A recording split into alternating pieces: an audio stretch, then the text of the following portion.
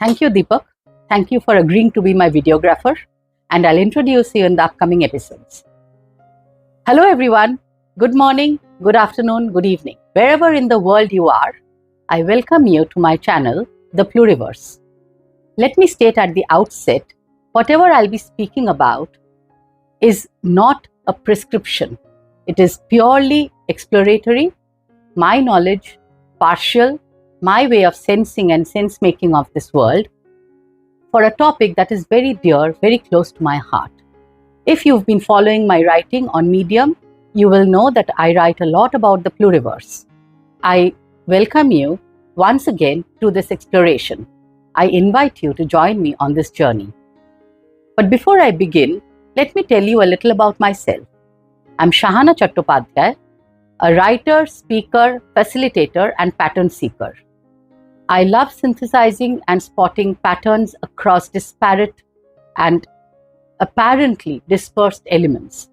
That is something I've been passionate about for a long time. That is my way of sensing and sense-making of this world. I'm also a mother and a grandmom and an abject slave to 3 extremely naughty cats. Having said that, let me tell you a little about my background and how I arrived on this journey. I think this began as a yearning to be a good ancestor. As I approached and crossed middle age, something that has been on my heart and mind, and maybe on many of our hearts and minds, and weighing down our souls, is the state of this world. Yes, it seems like a huge topic. What can we as individuals do? However, I believe that in this world, in this very intricate, complex and connected world, a world of quantum physics, we can do a lot. We can, as individuals, be healing forces. And when those individuals come together as communities, we are definitely very powerful. With this vision and hope, I began writing, and now I launched this YouTube channel to welcome you to this journey. I arrived at this, like I said, in my desire to be a good ancestor, and also propelled by a poem that has moved me for a very long time. I seek your permission to read it out. It's 3:23 in the morning and I'm awake because my great-great-grandchildren won't let me sleep. My great-great-grandchildren ask me in dreams, what did you do while the world was plundered? What did you do when the earth was unraveling? Surely you did something when the seasons started failing? What did you do as the mammals, reptiles, birds were all dying? Did you fill the streets with protest when democracy was stolen? What did you do once you knew? This is a long poem, a beautiful poem, an invitation by Drew Dellinger, and I invite you to read it in its entirety. But like I said, this and many other writings, many other thinkers propelled me, gave me that courage, that inspiration, and that hope that yes, we can speak for a very different world, for very different possible futures that are out there that we may not yet have envisioned or have not been able to manifest the way we would wish to. I came here after spending 2 decades in the corporate world, which I left in 2016. I left in search of ways of organizing that are beyond hierarchy, that are beyond relations of power, position, and privilege, that are beyond just merely seeking of profit, that can act as intentional communities in service to life and not the other way around. I've always believed that organizations are uniquely positioned to be platforms and businesses that can have a tremendously healing impact on the planet if they have the leadership, the stewardship, the vision, and the courage to become intentional communities in service to life, life-affirming. And as we stand on this cusp, I believe that organizations once again have the responsibility to become such communities. So why did I leave the corporate world? I spent 2 glorious decades. I traveled the world. I enjoyed. I learned a lot. I worked with some amazing people and teams and in amazing organizational setups. However, the more I journeyed, a few things kept rising and hitting me till I started feeling a sense of dissonance. I felt like I was one person outside and someone else inside. My professional and my personal and individual selves seemed to be torn asunder. That made me pause and made me really try to understand what was going on. So that is when I think it struck me that my vision of what organizations can be, like I said, platforms and communities, healing forces, was colliding with organizations' narratives that currently at least are profit maximizing and productivity churning machines. Yes, machines.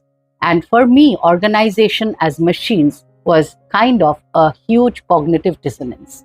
So I left in 2016 to explore, like I said, other ways of organizing and being in relation, in work, in shared meanings. And that journey took me on a very meandering path. As you can see, some of the paths that I've taken, and there are many more that I could not quite capture in one slide. And of course, the journey cannot be represented in a slide. But you can see that I encountered Teal organizations, Frederick Laloux's groundbreaking work around reinventing organizations. And that really made me, literally stopped me in my tracks. That yes, this is the vision I've always had, but I never had the words to express it the way he did.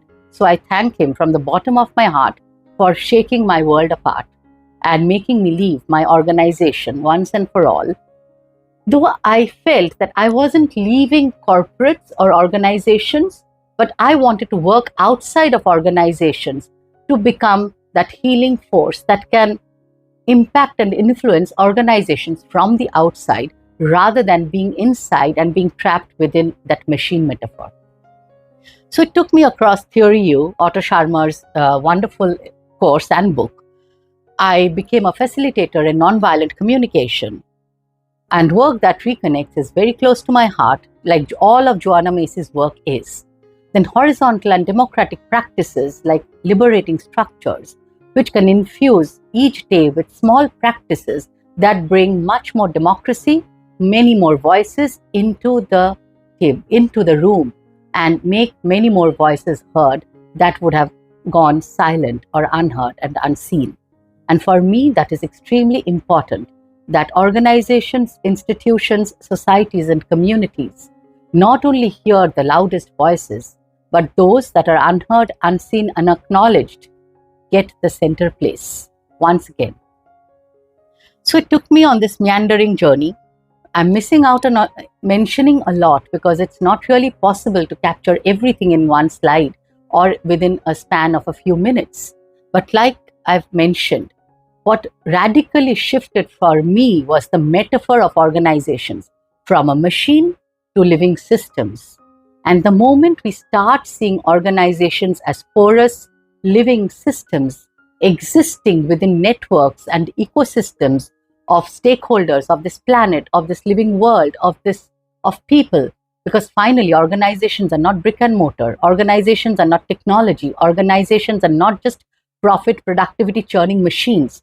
Organizations are about people, about healing, about transformative actions, about transformative imagination in action. So, before I move on though, I would love to acknowledge, and again, this is just a glimpse. There are many, many more I could not capture on this slide, but I would love to acknowledge the authors, the thinkers, the writers, those already manifesting a regenerative, pluriversal world out there. And yes, these are some of the books I read. These are some of the books that inspired me, influenced me, impacted me beyond imagination. So I must acknowledge the profound learning and wisdom, and I genuinely, humbly know that I stand on the shoulders of giants. So whatever I say is not my thoughts alone. Whatever I say and whatever I've learned, whatever I've woven together arise from many, many voices, many perspectives that I've tried to synthesize and put across to you through in my own way, my way of being and relating in this world. So once again, I welcome you to this journey, an invitation to join me in this exploration. Okay, let me take a pause. So that brought me that meandering journey from leaving that organization, corporate world, in 2016, brought me to the regenerative movement. And I am extremely grateful for the regenerative movements, dotting the planet today. We all know the work being done by people like Daniel Christian Wall, Kate Raworth, and many, many, many others. Jenny Anderson. I must not forget to mention these names because they have been such tremendous learning influences in my journey. But something puzzled me. Something made me stop. And what was really, for me, seemed like a gap and seemed like a missing piece in this whole narrative or in this whole movement of regeneration were the voices that were other than Western worldviews. So I was left with this question: where are the other than Western worldviews and wisdom traditions? I come from India. So I know that there are many, many philosophers, beginning with Rabindranath Tagore, Mahatma Gandhi, B.R. Ambedkar, who have already spoken and mentioned and propagated ways of life that today we would definitely put under the regeneration movement. So when I paused, I was left wondering, where are those voices? Yes, I agree that maybe from India those voices have not come out, or maybe they are there but not integrated in this movement.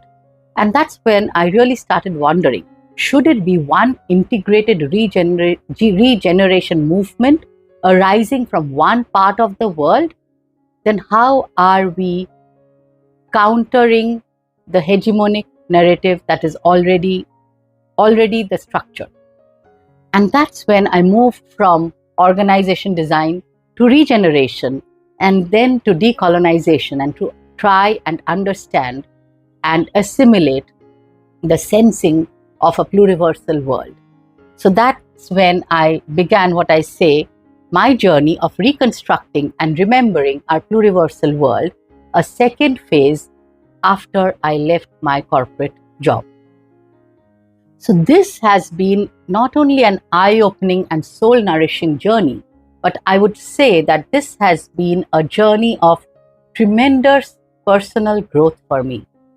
I'm starting to see the world anew through very different lenses, through very different narratives.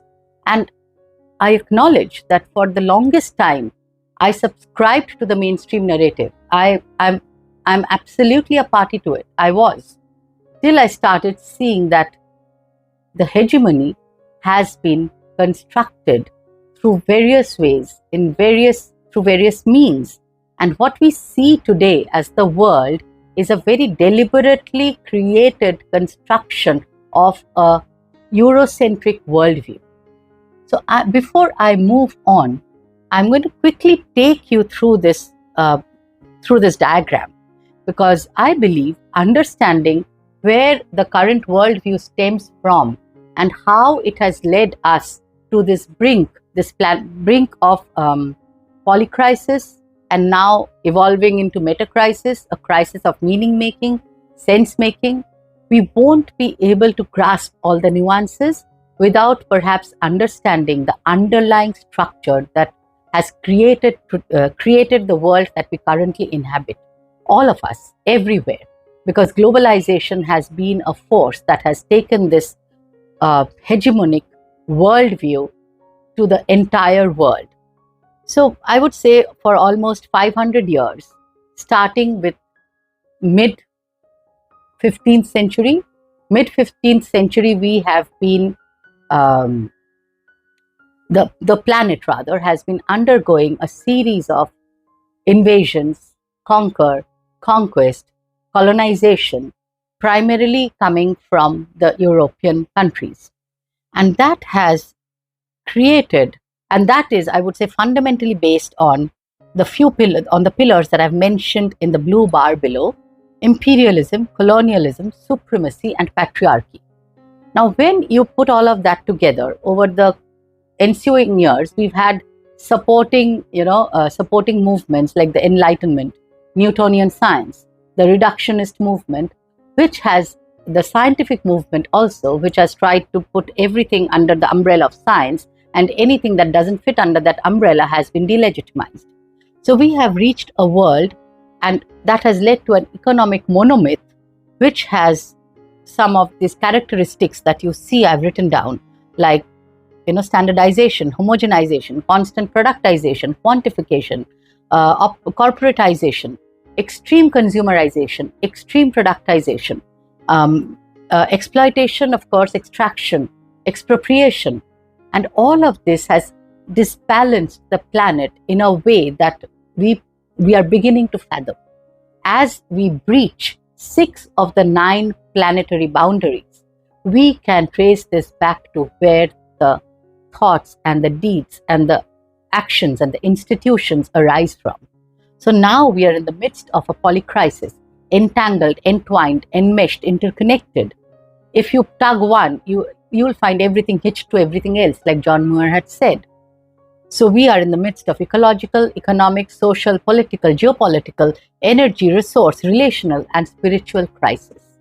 An entangled polycrisis that cannot be solved, cannot be even, forget solved, I think that's the wrong word, that cannot be envisioned or captured or even encapsulated and explained from the same lens, from the same worldview, from the same cosmology that gave rise to it in the first place. As we all know, wicked problems require very diverse perspectives to look into it.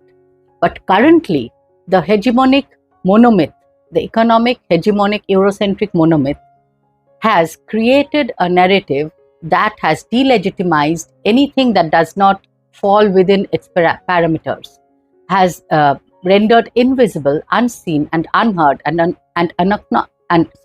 unacknowledged those voices that are counter-hegemonic, that are alternative vision holders, that are alternative forces of power. And because we have reduced diversity so radically in this homogenized effort, we now lack the sensibilities, the sense-making capacities, the tools, the methods, the frameworks, the cosmovisions to even understand in totality what is happening. Hence, once again, I invite you to a pluriversal world that sees the world not only through one story, one narrative, one monomyth, that eschews such a reductionist worldview of supremacy, superficiality, and colonialism and patriarchy, that eschews hierarchy and dominance and aggression, but welcomes many, many narratives, many cultures, many civilizational structures within its umbrella, not towards an effort of homogenization, not towards standardization and unification, but towards weaving, interconnecting an essentially entwined, entangled world that can only, I would say, be expressed through Thich Nhat Hanh's philosophy of interbeing. Unless we can see the cloud in a piece of paper, we cannot understand the pluriverse. And only through the lenses of pluriversal futures, a world where many worlds fit, can we understand, can we comprehend, and again start to make meaning and, I would say, recapture our own consciousness and our own reason for existence as humans, as stewards of this planetary movement. So yes, welcome you to my channel, to this journey of unraveling and unpeeling the hegemony, to this journey of rediscovering and reconstructing and reimagining pluriversal futures, a world where many, many worlds fit, not in collision, not in competition, and not out in conquest, but in cooperation and collaboration. in interweaving and interlearning, in unlearning and relearning together. And let me also state, a pluriversal world eschews standardization. It also eschews the God trick of being the way of seeing. So a pluriversal world is essentially many worlds, many pockets of worlds, many narratives, many ways of being, seeing, relating, knowing, learning, sensing, and being with each other. I'll take a pause because I believe I'm leaving this diagram here because I believe this diagram is better suited for the next episode. But I would still like to leave it here and leave you to ponder about organizations as machines, how an economic monomyth that eschewed the pluriversality and embraced universality as an imperial colonial project, and then propagated that through globalization, through, I would say, modernity and coloniality, has given rise to organizational forms today which function more as machines of production and profit rather than communities of people working towards shared meanings. So thank you. With this, I end today's episode. I welcome you to the next one, where I will be talking about this diagram in much greater detail. Thank you very much.